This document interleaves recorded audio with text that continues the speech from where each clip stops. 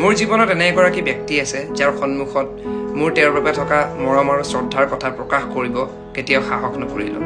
কিন্তু অথচ সেই ব্যক্তিগৰাকীয়ে নোকোৱাকৈয়ে মোৰ সকলোবোৰ আৱশ্যকীয় পূৰণ কৰি দিয়ে।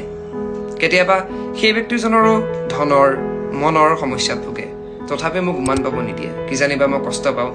সেই ব্যক্তিগৰাকী যেতিয়াই কোনো মিটিং সভাই যায় তেতিয়া তাত দিয়া মিঠাইৰ বাকচটো নিজে নাখায়, বৰঞ্চ মোৰ বাবেহে লৈ আনে। সেই ব্যক্তিগৰাকী এতিয়াও সেই একেইযোৰ ৰিলেক্সৰ হাৱাই চেণ্ডেলৰ ফিটা সলাই সলাই পিন্ধি থাকে। তথাপিও বিহুৱে পূজাই মোক নতুন কাপোৰ নতুন জোতা চেণ্ডেল দিব পাহৰি নাযায়। আৰু সেই নিস্বাৰ্থভাৱে মৰম কৰা ব্যক্তিগৰাকীয়ে হৈছে মোৰ দেউতা। মই ভাবোঁ যে আমাৰ জীৱনটো যদি এখন চিনেমা, তেন্তে সেই চিনেমাৰ চিনেমেটোগ্ৰাফাৰজনেই হৈছে দেউতা। কাৰণ কেমেৰাৰ পিছফালে থাকি আমাৰ জীৱনৰ ছবিখন দৰ্শকৰ সন্মুখলৈ আনিব পৰা সেই নিস্বাৰ্থ ব্যক্তিগৰাকীয়ে হৈছে এগৰাকী পিতৃ।